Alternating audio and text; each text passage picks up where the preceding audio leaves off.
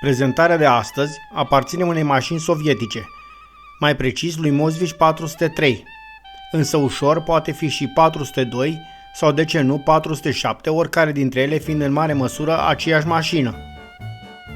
Astfel, după 16 ani de când Moskvich a produs același automobil și anume modelul 400, conducerea comunistă a decis că ajunge și că era cazul să se treacă la o nouă generație de autoturisme.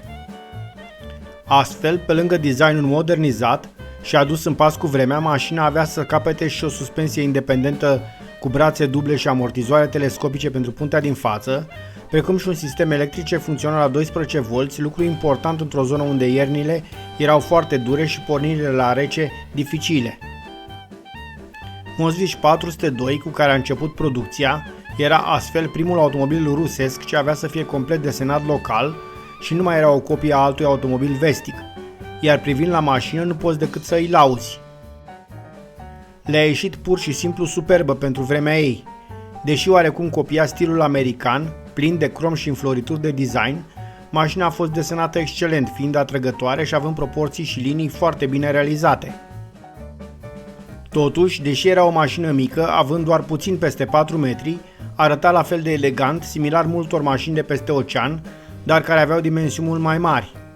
Automobilul păstra esența imaginii mașinilor de lux americane ale vremii, însă era doar o reducere la scala acestora.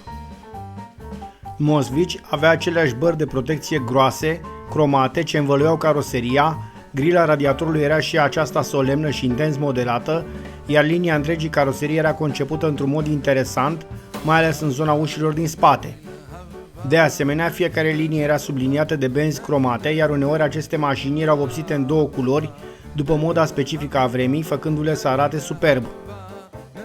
La spate, aripile se încheiau cu două cozi ce înglobau lămpile de stop realizate după moda timpului și care ofereau o imagine simpatică mașinii și oarecum similară cu multe automobile vestice. Balamalele portbagajului și mânerul acestuia erau toate modelate cu stil și mașina avea chiar și interior de piele. Pentru un automobil conceput a fi ieftin, se vedea de departe că a fost desenat cu deosebit respect și multă pasiune. Tehnic era o mașină construită după o formulă consacrată în acei ani, respectiv având motorul în față longitudinal și tracțiunea pe puntea din spate. Mașina a fost construită atât sedan cât și break, dar au fost asamblate și versiuni de transport marfă având 3 uși și nu 4 sau 5 ca la modelele obișnuite. Motoarele folosite erau cu 4 cilindri în linie, răcite pe lichid și având cilindrei de 1,2 și 1,3 litri. Motorul de debut era unul simplu și robust, de tipul flathead, ce genera doar 35 de cai putere. Astfel, viteza obținută ajungea numai la 90 de km la oră, însă era suficientă pentru cetățeanul rus, care oricum foarte greu își permitea un automobil.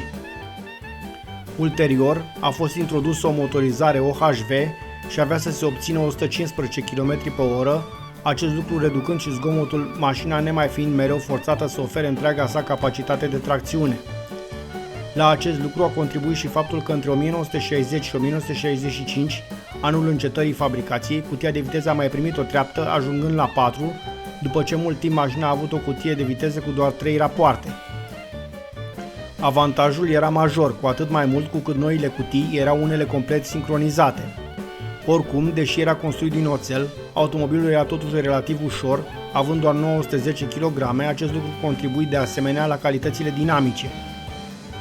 Odată cu versiunea 403 și 407, Moskvich avea să primească un motor cu supape în cap și tije împingătoare și puterea avea să urce până la 45 și chiar 67 de cai putere, astfel crescând și viteza maximă la valoarea de 145 de km la oră, iar mașina reușind demaraje de până la 19 secunde pentru a obține 100 de km la oră.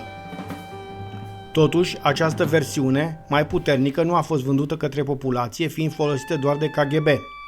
Tot oarecum experimental a existat și Moskvich 410, o ediție 4x4 al acestui automobil ce avea un diferențial central și care era conceput înălțat până la 220 de mm să poată face față întinsului spațiu rusesc și să poată aborda drumuri de slabă calitate.